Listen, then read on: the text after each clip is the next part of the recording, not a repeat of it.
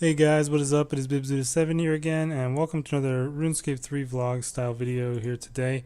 I don't really have a specific topic I wanted to cover with this video, but I figured I would make an update because I haven't made a video in like a week or so. This will probably be a bit of a shorter video, but I didn't want to just leave you guys hanging for too long here. So anyways, where I'm at with my goal, it's still in the same state because like I said, it's pretty much I either am done with it or I'm not done with it. Like, it's a binary system at this point. Like, there's one thing I need to finish the series, not the series, the goal and start the series, and I am still waiting on that one thing to happen, and it has not happened yet. And I'm getting actually really unlucky with this, so I'm kind of looking forward to making the video just so you guys can see how stupidly unlucky I am getting at the moment. I really hope I can have things turn around for the in the near future so I can finish this series or this goal off and start my new series.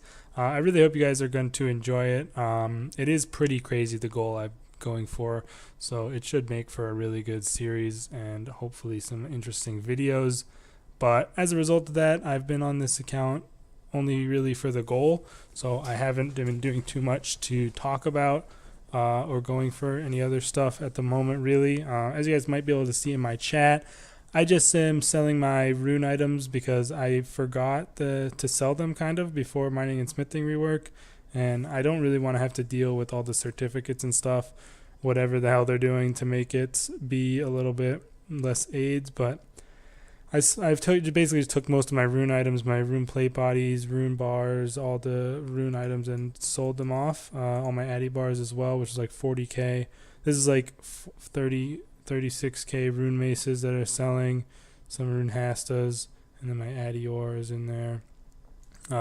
All in all, it's worth like about 600 mil in total. All my rune items and armor pieces and bars that I sold. So pretty big dent into my loot tab, which is kind of sad, but it's definitely not worth keeping in case they fuck something up with the certificates and you end up losing money.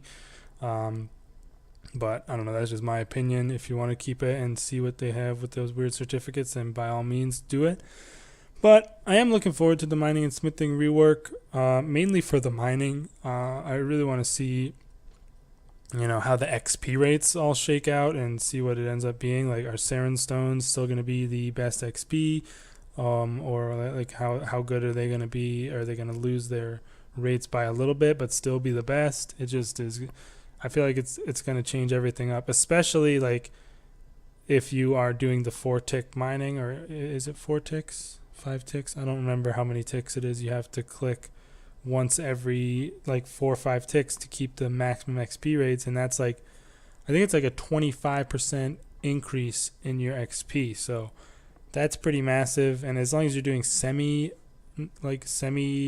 attention, then you get 12.5% more XP than full AFK. So I'm honestly looking forward to that, to see what the XP rates end up being, and also for smithing, to be honest, like what's going to be the best smithing XP per hour nowadays. I mean, I know back in, well, I guess not back in the day, like currently most people do either rune items for smithing or artisan's workshop for the XP. So I know that that's not probably going to be the best XP anymore. So it'll be interesting to see what items you're supposed to make for the best XP rates. I'm not sure what it will be, but yeah, I'm also kind of curious to see what the prices end up shaking out to be for the new Masterwork armor, especially the trimmed version, obviously, for the tier 92. But I think it'll probably be pretty damn expensive, similar to the other tier 92 sets. One thing that I don't think they're addressing this with the mining and smithing rework, but they are addressing it at some point, is the fact that the tier 92 armor sets like the Serenic and Tectonic aren't really worth using at all because of how expensive they are to upkeep. And they said that, I think they said that they're planning on maybe adding a set effect to them, because obviously I think the trimmed masterwork has some weird set effect where it allows you to mitigate some damage. So I'm definitely interested to see if they add those set effects soon. But I don't think they will, but they definitely do need something to make it less shitty to lose so much money using them. Like, if you use them anywhere outside Elite Dungeons where it doesn't degrade, you are losing tons of money on the charges and stuff. But we'll have to see what they say. Also, oh yeah, one other thing actually. I wonder, because it wouldn't really make sense, but I wonder if the trimmed masterwork will not degrade in Elite Dungeons either. Huh, that's interesting. I don't know if they have mentioned that, but I mean, it would kind of make sense to go in line with all the other sets of Tier 92, but it wouldn't make sense at the same time because it's not from an Elite Dungeon itself.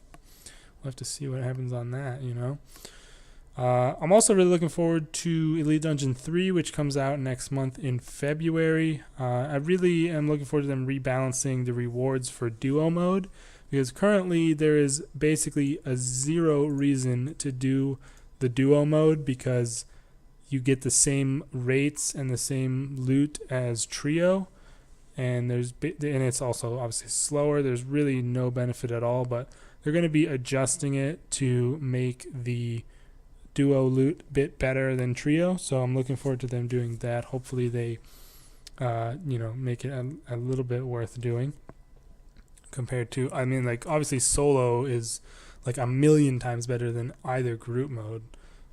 So honestly, in my opinion, group is almost never worth doing at all, unless you're either grinding for tokens or like you can't solo yourself. So that's just my opinion, though. You guys can obviously disagree or whatever, but regardless, I'm looking forward to the new Elite Dungeon. I'm kind of interested to see how they end up doing that new crossbow. Is it going to be actually like parts or just a full-on drop? I can't imagine it just being a full-on drop, to be honest, just because of the fact that it would be so much easier to get than either the Blightbound crossbows or the Saren God bow. It would just be like so much easier to get than either of those if it was just one single drop from the final boss. So I don't know. I hope they don't do that, to be honest, because that would kind of devalue the other Tier 92 range weapons, but we'll have to see. I can't really see them doing that, though. I really just hope they don't, because that would be so dumb. I hope they either do it with like parts, or they could even do another dust, like you have to just get a bunch of friggin' crossbow dust. That sounds so dumb, but I mean, they could do something like that. There isn't a Tier 90 two-handed crossbow, is there? So there's no way they could have you like upgrade something of lower level. So I don't know how. I have no idea how they're gonna do that. They could have you like combine two ascensions into one and then upgrade that. I don't know. It's such a weird thing that they're adding a Tier 92 crossbow to this next Elite Dungeon. But I'm really hoping to see some new abilities, not mutated abilities, new abilities, maybe for ranged, which probably is the one that needs them the most out of all the styles. But I don't know. They said that there's other rewards. Obviously, the crossbow's not all there is, so we'll have to see what it is. But I'm also really looking forward to seeing the Ambassador boss. I hope it's actually got some mechanics. Like, I mean, I guess Siryu had mechanics, and I mean, the Black Dragon thing had mechanics too, I guess. I don't know. I just hope that I just don't really like those bosses all that much. I really hope that this one's the new final boss is better. I say that I don't like them that much, but I put that Elite Dungeon 2 on my top bosses list. But that's like I said in the video, it's like for the whole experience of the dungeon. So it's not just the bosses, or it's not just the dungeon itself. It's like the whole experience. So, I guess I can argue that till the cows come home, and some people still disagree with me. But regardless, I may be making my top 5 worst bosses in the near future. I'm still debating whether I want to make that or not. Oh yeah, if you guys follow the RuneScape Twitter account, they actually tweeted out my video, which I thought was hilarious. I couldn't believe it, to be honest. They tweeted out my best bosses video and said, what are some of the best bosses in RuneScape or something. Bibzuda7 has a list. I thought that was insane.